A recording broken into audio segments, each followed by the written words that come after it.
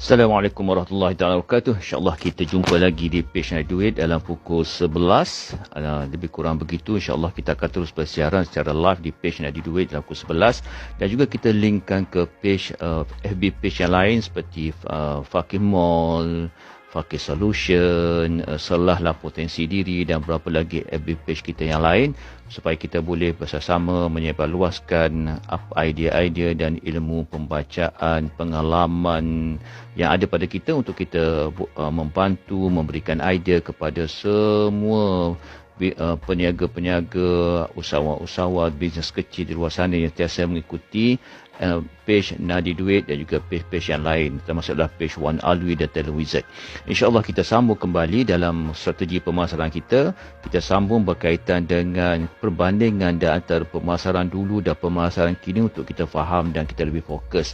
Di mana pemasaran kini pun ini bukanlah pemasaran yang terkini, maka ada lagi yang kita kena sentiasa melihat pada pemasaran-pemasaran yang semakin moden, semakin berteknologi tinggi dan juga semakin orang kata terlalu futuristik lah. Maknanya kita kena ke depan, sentiasa ke depan dalam dunia pemasaran untuk kita memahami perangai dan juga mengikuti kehendak-kehendak pelanggan-pelanggan berdasarkan pada generasi-generasi yang sentiasa berubah, kan, perubahan-perubahan teknologi yang merubah pemikiran, kehendak dan juga keinginan setiap generasi yang berada dalam perubahan teknologi tersebut.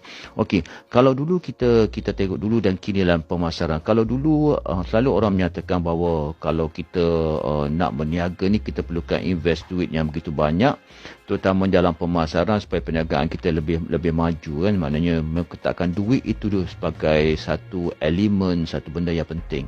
Tetapi dalam pemasaran kini sebenarnya duit itu penting, tetapi telah menjadi tidaklah meletakkan satu elemen yang nombor satu lah paling penting.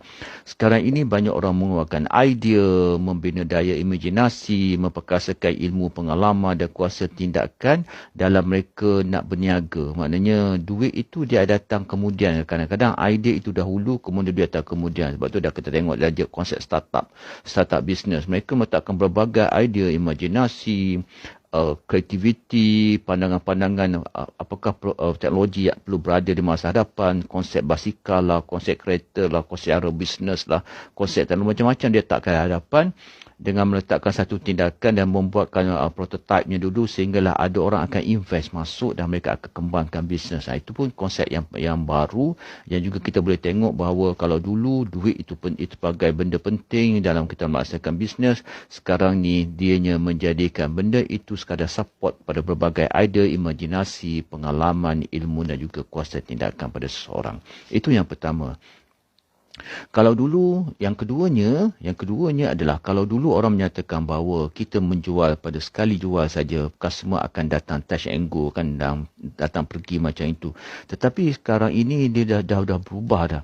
Kita tidak mencari pelanggan-pelanggan baru, fokus pada pelanggan baru, kita juga fokus pada pelanggan yang setia ada, kerana kita pentingkan perhubungan kemanusiaan. Bagi kita semua orang adalah aset. Itu konsep pengalaman terkini. Kini maknanya database itu terlalu penting.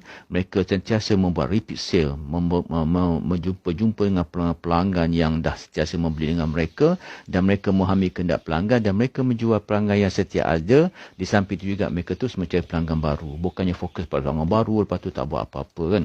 Itu yang kedua. Yang ketiganya adalah dalam konsep pemasaran dulu, mereka fokus kepada pasaran yang besar. Projek yang besar atau pasaran yang besar. Maksudnya mereka akan meletakkan banyak duit untuk pergi ke pasaran yang besar. Tetapi kalau zaman-zaman sekarang, pemasaran sekarang ini mereka lebih kepada networking yang dimiliki lah. Bukannya pasaran yang besar. Kadang-kadang pasaran kita kecil saja, tetapi kita mempunyai pelanggan-pelanggan yang berkualiti, yang memahami kita dan kita memahami mereka. Jadi berlakulah jualan-jualan yang dibuat.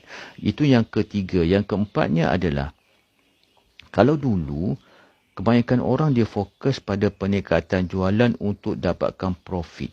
Mana kita tingkatkan jualan untuk dapatkan profit. Kalau dulu lah, kan, dulu sale versus profit lah. Tapi sekarang ni mereka lebih fokus kepada konsep-konsep pemasaran dan referral. Maknanya bukannya jualan semata-mata, tapi mereka lebih kepada value, nilai tambah yang ada dalam itu, membina perhubungan. Kita rujuk